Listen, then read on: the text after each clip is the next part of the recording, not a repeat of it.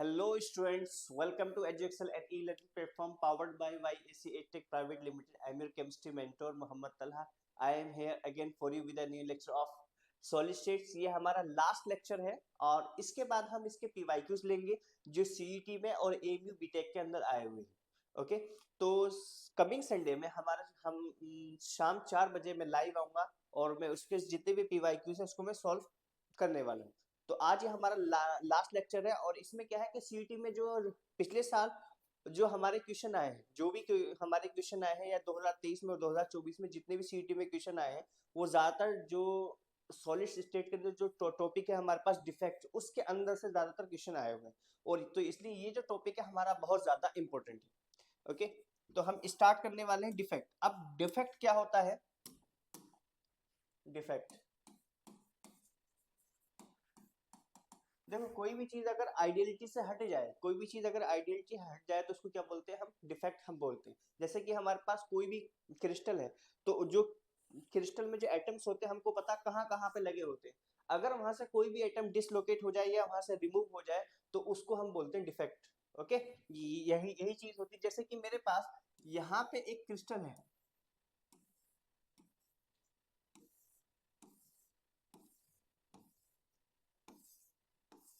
यहाँ पे ये मेरे पास क्रिस्टल है,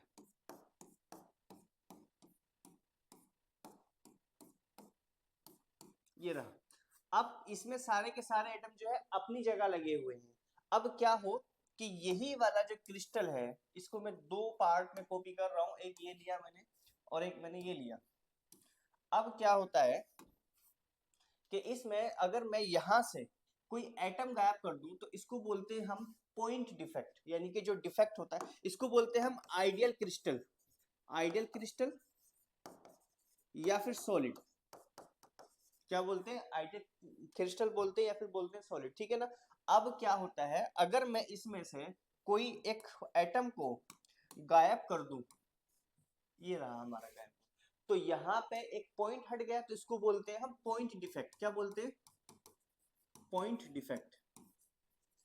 ओके, और यहाँ पे अगर मैं एटम ना, एक सिंगल एटम ना गायब करके पूरी एक लाइन गायब कर दूं, लेट्स से कि मैं ऐसे कहूं कि मैंने इसमें से यहाँ से ये हटा दिया, ये हटा दिया और ये हटा दिया, तो इस केस में क्या है कि पूरी की पूरी जो लाइन है वो गायब हमारी हो गई.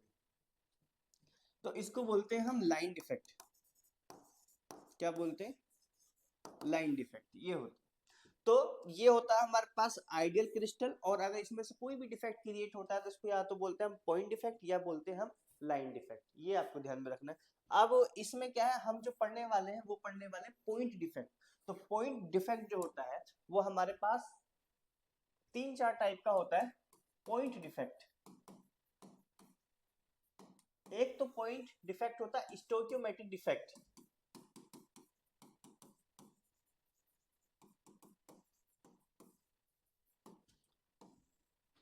और एक होता है नॉन स्टोइकियोमेट्रिक डिफेक्ट.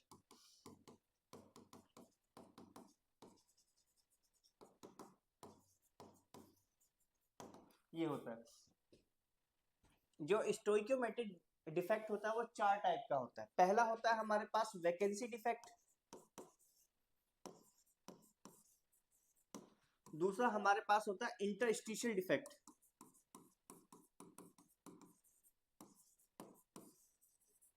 और तीसरा होता है हमारे पास फ्रेंकल डिफेक्ट.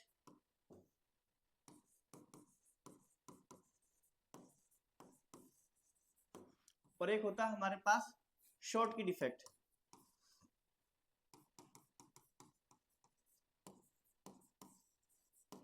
और इसमें क्या होता है, इसमें होता है हमारे पास मेटल एक्सेस डिफेक्ट. एक होता है हमारे पास मेटल एक्सेस डिफेक्ट और एक होता है मेटल डेफिशिएंसी डिफेक्ट.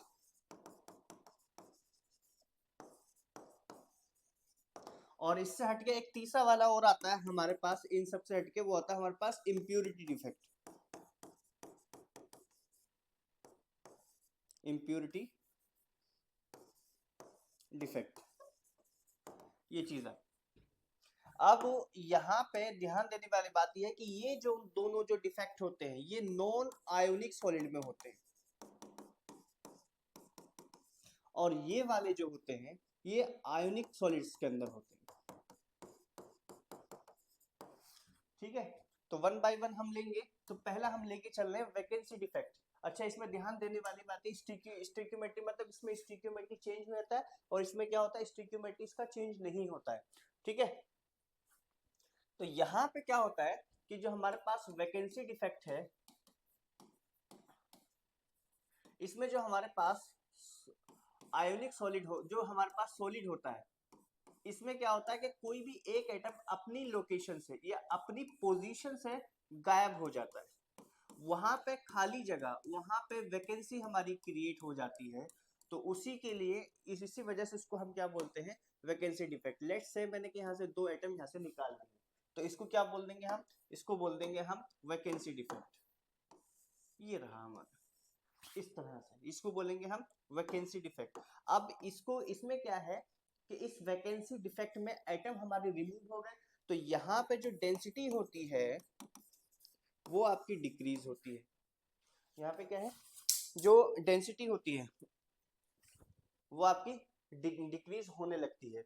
ओके, अब जो दूसरा वाला डिफेक्ट है वो है इंटरस्टिशियल डिफेक्ट।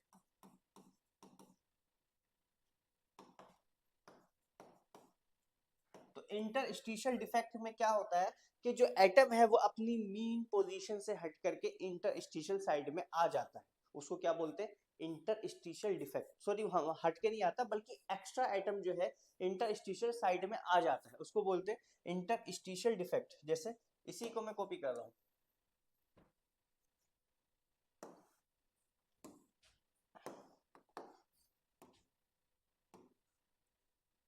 ये हमारे पास तो एटम तो है यहाँ पे,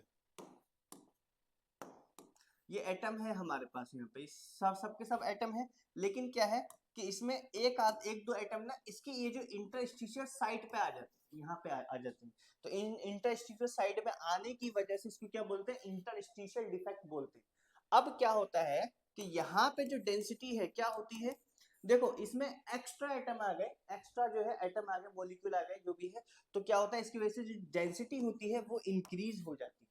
क्या होती है, डेंसिटी इंक्रीज होती है। अब तीसरा हम लेकर के चल रहे हैं यहां से, तीसरा है हमारे पास फ्रेंकल डिफेक्ट। तो जो फ्रेंकल डिफेक्ट होता है उसमें क्या होता है कि हमारा जो ये आयनिक सॉलिड के अंदर होता है, और उन आयनिक सॉलिड के अंदर होता है जिसमें कैटायन और एनायन में जो डिफरेंस होता है वो उनके साइज में बहुत ज्यादा होता है। तो जिसका साइज छोटा है, यानी कि कैटायन का साइज छोटा होता है, कैटायन अपनी पोजीशन से डिसलोकेट होकर के इंटरस्टिशियल साइड में आ जाता है। ठीक है, कहाँ आ जाता है, इंटरस्टिशियल साइड में आ जाता है। तो हमारे पास ये रहा जैसे plus minus plus minus plus minus plus minus plus minus minus, ये रहा plus minus plus minus plus. इस तरह से आप देख लो, एक और ले लेते हैं, minus plus minus plus minus. Okay, ये छोड़ो, इसको नहीं करते हैं।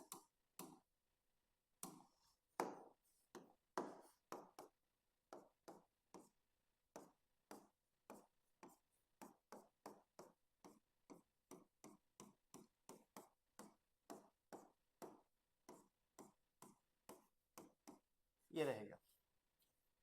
अब इसमें क्या होता है कि इसमें मान लीजिए हम यहाँ पे जो कैटायन है, कैटायन की बात कर रहा हूँ कि कैटायन का साइज छोटा है, वो इस लोकेशन से हट करके किसी इंटरस्टिशियल साइड में आ जाता है, ऐसे करके समझो ये चीज है, यहाँ से हट करके यहाँ पे आ गया। तो इसको हम क्या इंटरस्टिशियल डिफेक्ट भी बोल देते हैं, इंटरस्टिशियल डिफेक्ट भी बोलते थे। दूसरी चीज, ये क्या होता है, आपका इलेक्ट्रिकल न्यूट्रल होता है, क्योंकि इसमें कोई एक्स्ट्रा आयन ना हटा है, आया है ना हटा है, बल्कि उसी के अंदर है। लेकिन इलेक्ट्रिकल कंडक्टिविटी क्या हो जाती है, इसकी इंक्रीज हो जाती है, क्योंकि डिसलोकेशन यानी कि मूवमेंट ऑफ आयन से इलेक्ट्रॉन यहाँ पे इंक्रीज हो गया इस वजह से। तीसरी चीज के इसमें क्या है, this defect create in those ions which have large difference in size, ये होता है। इसके एग्जाम्पल की मैं बात करूं, जैसे जिंक सल्फाइड है, AgCl है, AgBr है, और आपका AgI है, AgI सिल्वर आयोडाइड। यहाँ पे AgBr जो होता है वो शॉर्ट की डिफेक्ट के अंदर भी होता है, ये आपको ध्यान में रखना है। मैं आपको बुक से दिखा देता हूँ थोड़ा सारा।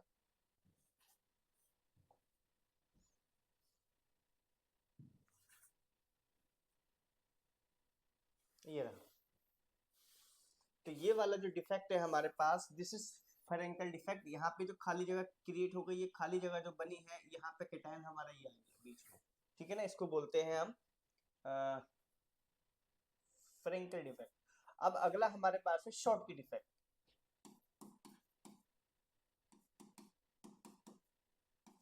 तो शॉर्ट की मतलब कम होना, तो शॉर्ट की डिफेक्ट में जो हमारे आयंस होते हैं वो क्या हो जाते हैं, उसमें से कैटायन और एनायन का जो पेयर है, एक पेयर उसमें से निकल जाता है। ये नहीं कि सिर्फ कैटायन निकलेगा या सिर्फ एनायन निकलेगा, ऐसा नहीं है, बल्कि कैटायन और एनायन दोनों का जो एक साथ पेयर है वो उसमें से रिमूव हो जाता है।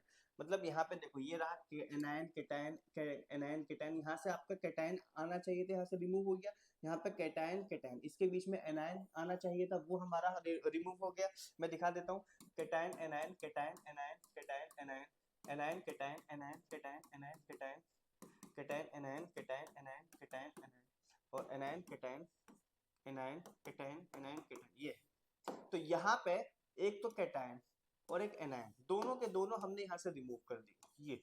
तो इसको बोलते हैं हम शॉर्ट की डिफेक्ट। तो इसको हम वैकेंसी डिफेक्ट भी बोल देते हैं, वैकेंसी डिफेक्ट भी बोल देते हैं। और इसमें जो डेंसिटी होती है वो क्या होती है, डिक्रीज होती है। रिमेंबर दिस पॉइंट, इसमें क्या होती है, आपकी डेंसिटी भी डिक्रीज होती है। और ये भी क्या होता है, इलेक्ट्रिकल न्यूट्रल होता है, इलेक्ट्रिकल न्यूट्रल होता है, लेकिन इसकी भी इलेक्ट्रिकल कंडक्टिविटी इंक्रीज हो जाती है, क्योंकि इसमें जगह हमारी बन गई, तो मूव जो आयंस है उनके लिए मूव करना आसान हो जाता है। इस वजह से क्या है, यहाँ पे इलेक्ट्रिकल न्यूट्रलिटी मेंटेन रहती है। इसके अगर मैं एग्जांपल की बात करूं, तो हमारे पास जैसे कि NaCl, KCl, सीजियम क्लोराइड और एक AgBr होता है। तो AgBr दोनों के अंदर पाया जाता है, इस वजह से जैसे NaCl, KCl, caesium chloride and AgBr, यहाँ पे ये होता है। तो ये दोनों के अंदर पाया जाता है। एग्जाम्पल्स याद रखना, सीधा सीधा पूछते हैं किसके अंदर होता है, और ज्यादातर केस में AgBr का ही पूछते हैं, बच्चे इसमें कंफ्यूज होते हैं, ठीक है। अगला है हमारे पास इम्प्योरिटी डिफेक्ट।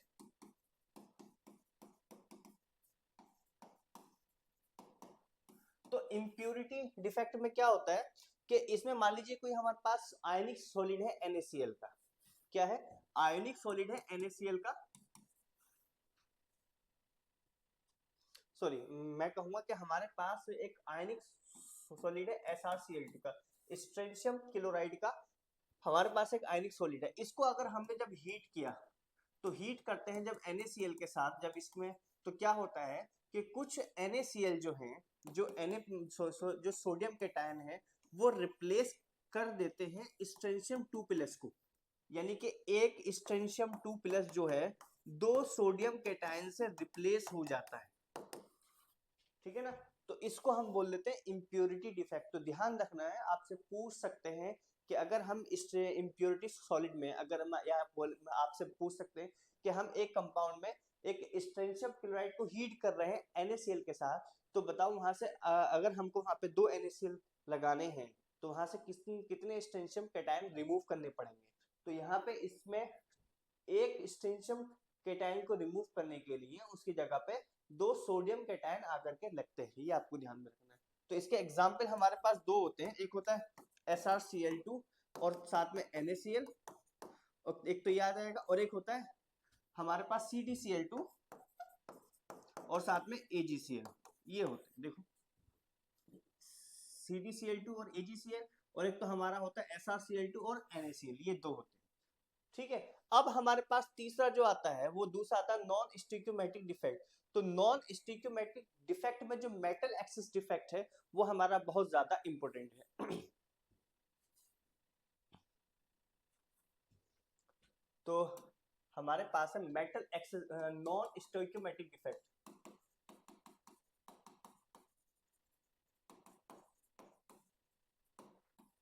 पहला आता है हमारे पास मेटल एक्सेस डिफेक्ट।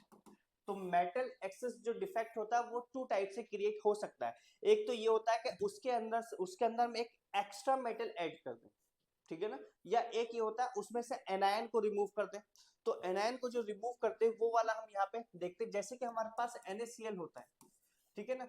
NaCl को जब हम सोडियम वेपर में हीट करते हैं तो होता यह है कि Na plus Cl minus, Na plus Cl minus, और फिर यहाँ पे Na plus Cl minus, Na plus Cl minus, Na plus Cl minus, और यहाँ पे Na plus Cl minus, Na plus Cl minus, और आपका Na प्लस। ये है हमारे पास आयनिक सॉलिड है इसमें, ठीक है। अब क्या होता है, इस आयनिक सॉलिड को जब हम सोडियम वेपर के साथ हीट करते हैं, सोडियम वेपर के साथ जब हम हीट करते हैं तो इसके ऊपर जो है सोडियम वेपर जमा होने लगती है। अब जब जमा होने लगती है तो इसमें से सोडियम जो होता है, जो सोडियम होता है वो इलेक्ट्रॉन को रिलीज करता है और वो फॉर्म करता है Na प्लस, और साथ में एक इलेक्ट्रॉन भी हमारा यहाँ से रिलीज होता है। तो यहाँ पे जो जमा हो रहा होता है वो सोडियम कैटायन होता है। उस सोडियम कैटायन का इन्फ्लुएंस ये होता है कि अंदर जो क्लोराइड आयन होते हैं, अंदर क्या होते हैं, क्लोराइड आयन होते हैं। ये क्लोराइड आयन इस Na कैटायन से अट्रैक्ट होते हैं, और यहाँ से जो क्लोराइड आयन है वो बाहर की ओर जाते हैं, और जब यहाँ से क्लोराइड आयन बाहर की ओर जाएंगे तो ये जगह खाली हो जाती है और ये डिसबैलेंस होने लगता है। इस डिसबैलेंस को बैलेंस करने के लिए जो सोडियम अपना इलेक्ट्रॉन रिलीज करता है, ये इलेक्ट्रॉन यहाँ पे इस खाली जगह में आकर के बैठ जाता है, ठीक है ना। यानी कि ये क्या होता है, इलेक्ट्रिकल न्यूट्रल हमारा रहता है, एज इट इज रहता है। तो इसको बोलते हैं हम मेटल एक्सेस डिफेक्ट। यहाँ पे एनायन हमारा रिमूव हो गया, मेटल इतनी कितनी रही, एनायन के रिमूव होने की वजह से इसी को हम क्या बोलते हैं, मेटल एक्सेस डिफेक्ट बोलते हैं। और जिस जगह ये इलेक्ट्रॉन आता है इसको बोलते हैं हम एफ सेंटर। क्या बोलते हैं, एफ सेंटर बोल देते हैं। अब यहाँ पे ध्यान देने वाली बात यह है कि इसमें लिथियम क्लोराइड होता है और आपका सोडियम क्लोराइड होता है, पोटेशियम क्लोराइड होता है। इनका जो है जो कलर होता है वो अलग अलग होता है। जैसे कि मैं आपको दिखा देता हूं,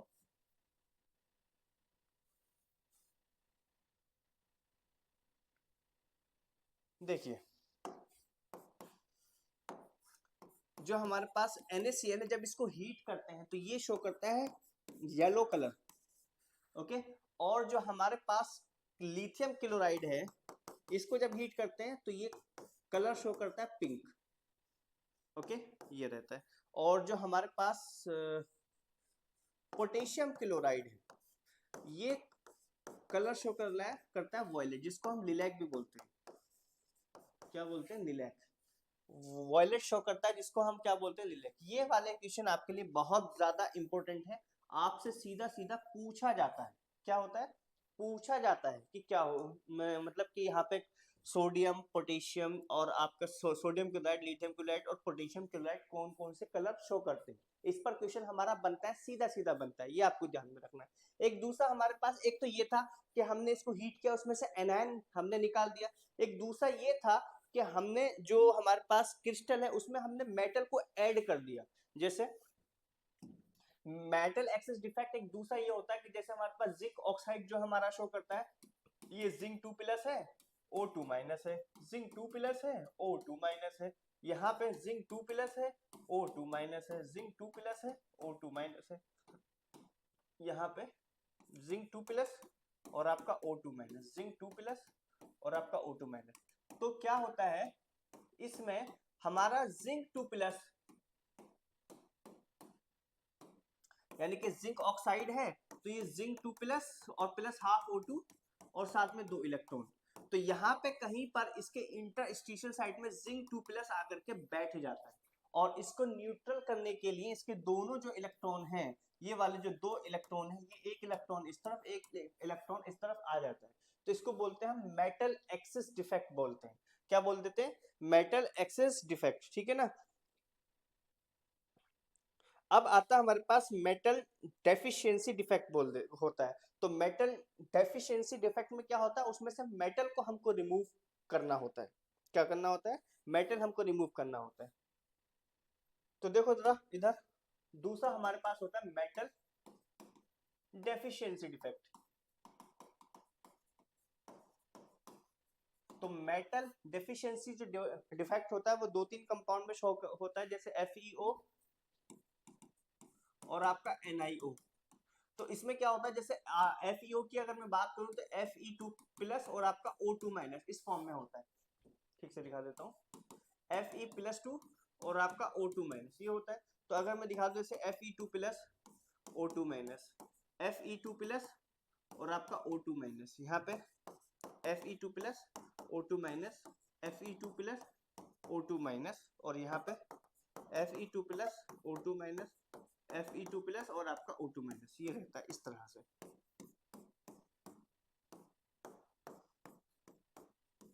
ये होता है। अब इसमें क्या होता है कि हमारे पास जो ये कैटायन होता है, इसमें से एक कैटायन हमारा रिमूव हो जाता है। क्या हो जाता है? रिमूव हो जाता है। और इसमें क्या होता है कि जो हमारे पास एक Fe प्लस ये वाला हमने लिया और एक Fe प्लस ये वाला हमने लिया, इसकी कमी को पूरा करते हैं Fe3 पॉजिटिव में कन्वर्ट होने के बाद। ठीक है ना? तो इसको बोलते हैं हम मेटल डेफिशिएंसी डिफेक्ट बोलते हैं। ओके, ये होता है। अब आगे हमारे पास ये हमारा टॉपिक यहाँ पे कंप्लीट हो गया। तो इसमें आपको एग्जांपल्स याद रखने ये वाले, ये होते हैं FeO और आपका NiO। अब आगे जो आता है वो आता है हमारे पास कंडक्टिविटी, यानी कि एक होता है एक होता है इंसुलेटर, सेमीकंडक्टर और कंडक्टर। इस पर भी आपके सीईटी के अंदर बहुत सारे क्वेश्चन पूछे गए हैं, दिखा देते हैं। इलेक्ट्रिकल प्रॉपर्टीज में हम लेंगे इलेक्ट्रिकल प्रॉपर्टीज। तो इसमें 3 चीजें होती हैं, एक तो होता है कंडक्टर, एक होता है इंसुलेटर और एक होता है सेमीकंडक्टर। तो जो कंडक्टर होता है, जो उसकी इलेक्ट्रिकल कंडक्टिविटी होती है वो 10⁻⁴ से 10⁻⁷ साइमन मीटर की होती है। कितनी होती है? साइमन मीटर इनवर्स की होती है। ओके, यहाँ पे लिखा हुआ है 10⁻⁴ से 10⁻⁷ साइमन, या ओम इनवर्स मतलब साइमन मीटर इनवर्स की होती है। ठीक है ना? और उसके बाद आता है इंसुलेटर। इंसुलेटर की जो कंडक्टिविटी होती है वो 10⁻⁻20 से 10⁻⁻10 साइमन मीटर इनवर्स की होती है, यानी कि इनमें कंडक्टिविटी होती ही नहीं या बहुत ना के बराबर होती है। जो सेमी कंडक्टर होते हैं वो आपके क्या होते हैं, इनकी जो कंडक्टिविटी होती है 10⁻⁻6 से 10⁻⁴ साइमन मीटर इनवर्स के बीच में होती है। 10⁻⁻6 से 10⁻⁴ साइमन मीटर इनवर्स के बीच में होती है। ये आपको यहाँ पे ध्यान रखना है। यहाँ पर तो ये वाले जो होते हैं इसमें जो बैंड गैप होता है, यानी कि एक होता है हमारे पास valence band gap, valence band बोलते हैं इसको, और एक होता है हमारे पास कंडक्शन बैंड। तो इसमें जो ये गैप होता है कंडक्टर के अंदर, ये गैप ना के बराबर होता है। तो इस वजह से जो वैलेंस इलेक्ट्रॉन होते हैं वो आसानी से जंप हो जाते हैं इसके अंदर। तो इस वजह से इनकी जो कंडक्टर की जो कंडक्टिविटी होती है, इलेक्ट्रिकल कंडक्टिविटी होती है, वो अच्छी खासी होती है। इसमें इंसुलेटर में जो ये बैंड गैप होता है, ये वाला जो गैप होता है, ये बहुत ज्यादा होता है। इतना ज्यादा होता है कि इलेक्ट्रॉन आसानी से जंप कर नहीं पाता है। और इसमें क्या होता है कि इसमें हल्का फुल्का जंप करने भी लगता है, यानी कि not good conductor of electricity, not good conductor of electricity. इसके एग्जाम्पल जो हमारे पास है अगर हम लेते हैं तो देखो ये है,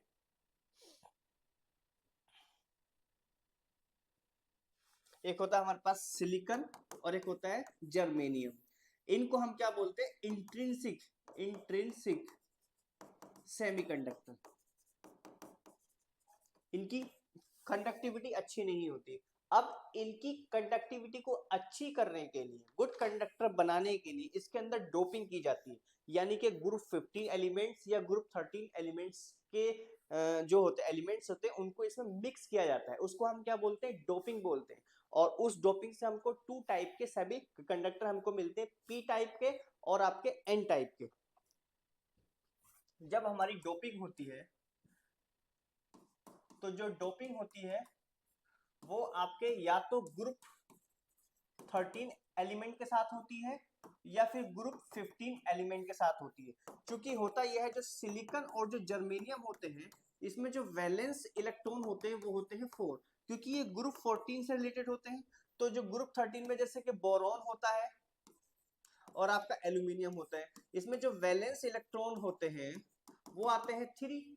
और जो ग्रुप हमारे पास जो ग्रुप 15 होते हैं जिसमें फास्फोरस ले लेते हैं, आर्सेनिक ले लेते हैं, तो इसमें जो वैलेंस इलेक्ट्रॉन होते हैं वो होते हैं हमारे पास 5, ठीक है ना।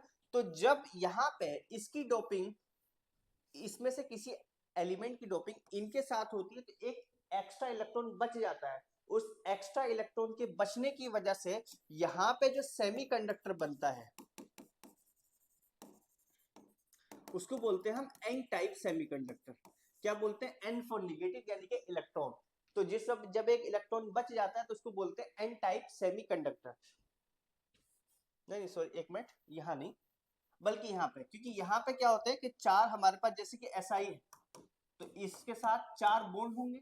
अब जब एक फास्फोरस आकर के हम लगाएंगे तो इस फास्फोरस में क्या होता है, एक इलेक्ट्रॉन हमारा बच जाता है। तो बच जाने की वजह से ये जो होता है तो ये जो सेमीकंडक्टर कहलाता है ये होता है हमारे पास एन टाइप। क्या होता है, एन टाइप का होता है, क्योंकि इसमें एक इलेक्ट्रॉन बच जाता है, एन फॉर नेगेटिव यानी कि इलेक्ट्रॉन। तो एक इलेक्ट्रॉन की वजह से इसको बोलते हैं हम एन टाइप सेमीकंडक्टर। और इधर हम जो बात कर रहे हैं तो यहाँ पे जैसे बोरोन है तो इसके पास क्या है, एक इलेक्ट्रॉन की कमी होती है तो यहाँ पे एक होल क्रिएट हो जाता है, इसको बोलते हैं हम होल। इस होल की वजह, ये जो होल है आपका एज अ पॉजिटिव चार्ज की तरह ट्रीट किया जाता है। तो P फॉर पॉजिटिव और P4 हम बोलेंगे P टाइप सेमीकंडक्टर।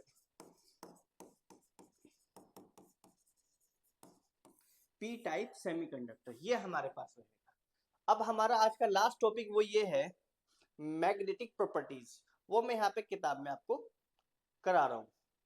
देखो ये हो गया नहीं हो गया, यहाँ पे आर्सेनिक आ गया, यहाँ पे बोरोन आ गया, तो इसमें एक एक होल हमारा हो गया, यहाँ पे नो इलेक्ट्रॉन यानी कि होल बन गया। यहाँ पे हमारे पास मोबाइल इलेक्ट्रॉन यानी कि जो डीलोकलाइज कर रहा है तो उसको एन टाइप बोल देंगे, ये हमारा बन जाएगा एन टाइप सेमीकंडक्टर, ये बन जाएगा पी टाइप सेमीकंडक्टर। ये रहेगा हमारे पास इस तरह से। अब आता है हमारे पास मैग्नेटिक प्रॉपर्टीज। तो मैग्नेटिक प्रॉपर्टीज में इसमें पहला आता है हमारे पास पैरामैग्नेटिक। तो ये क्या होते हैं, पैरामैग्नेटिक सब्सटेंस वो होते हैं जो मैग्नेटिक फील्ड में रखे जाने पर उसकी ओर अट्रैक्ट होते हैं, ठीक है ना। मैग्नेटिक फील्ड में रखे जाने पर उसकी ओर अट्रैक्ट होते हैं, जैसे कि हमारे पास O2 और हमारे पास और एग्जांपल जैसे Cu2+, और जैसे हमारे पास Fe3+, ऐसे हमारे पास Cr3+। यानी कि मैं कहूंगा all odd electron species are paramagnetic, paramagnetic, ये आपको ध्यान रखना। ओके, और जितनी भी हमारे पास जो ओड इलेक्ट्रॉन स्पीसीज होती है वो क्या होती है, सबके सब हमारे पास पैरा मैग्नेटिक होती है। 2-4 एग्जांपल और मैं यहाँ पे लेके चल रहा हूँ, जैसे कि TiO, VO2, CuO और आपका Fe2O3। रिमेंबर दिस Fe2O3, क्योंकि आगे आपका एक Fe3O4 आएगा जो CT में क्वेश्चन पूछा गया है, तो यहाँ से उसको कंफ्यूज मत करना। अब यहाँ पे हमारे पास दूसरा पार्ट आता है डायमैग्नेटिक।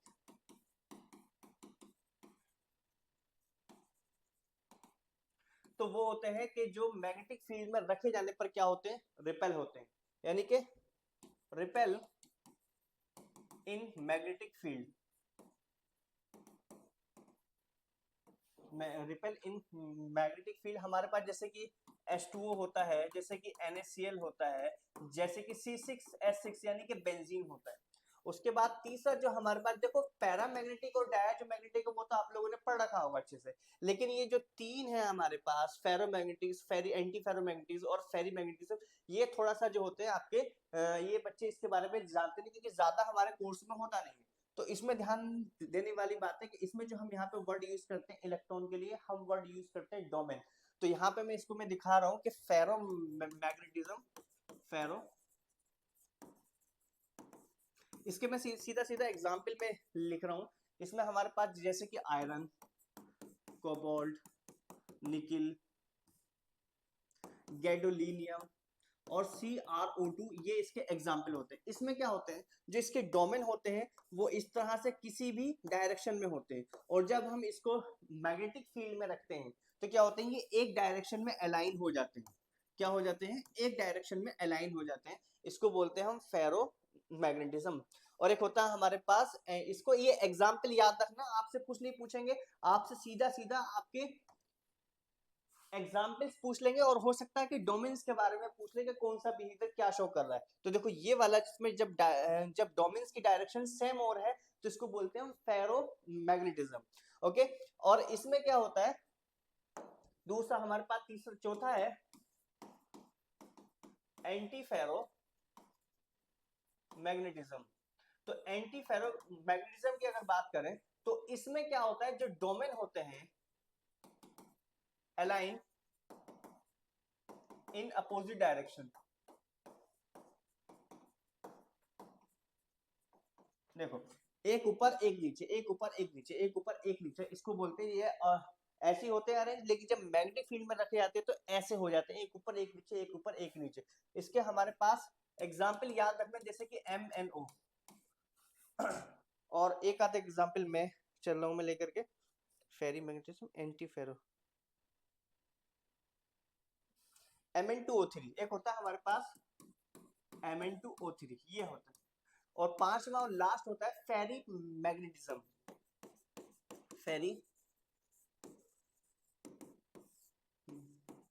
इसमें क्या होता है, इसमें कोई अरेंजमेंट नहीं होता कि कोई कुछ ऊपर अप डायरेक्शन में आते, फिर एक नीचे, फिर ऊपर, फिर नीचे, फिर नीचे, फिर नीचे, इस तरह से इनका कोई अलाइनमेंट नहीं होता है।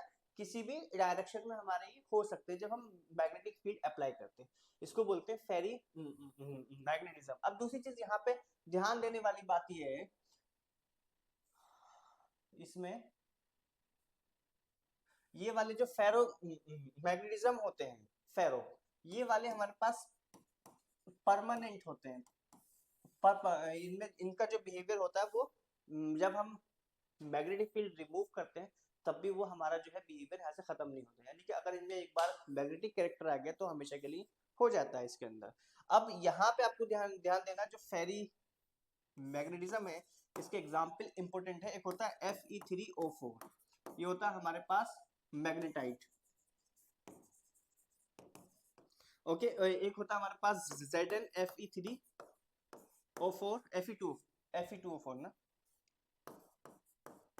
और एक होता है MgFe2O4, MgFe2O4, ये होते हैं।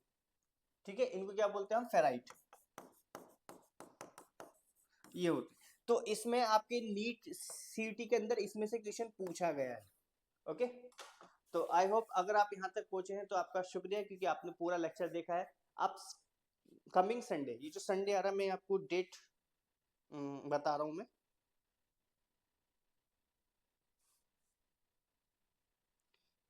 संडे संडे आ रहा है आपका 19 को, 19 को आ रहा है। इस संडे में शाम 4 बजे हमारी लाइव क्लास रहेगी, जिसमें सीईटी के और आपके एमयू बीटेक के जितने भी आपके सॉलिड के जो क्वेश्चन आए हुए हैं उसको हम यहाँ पे सोल्व करने वाले हैं। Okay, thank you very much. अगर आपको वीडियो अच्छी लगी हो तो चैनल को लाइक करें, सब्सक्राइब करें, शेयर करें। बाय।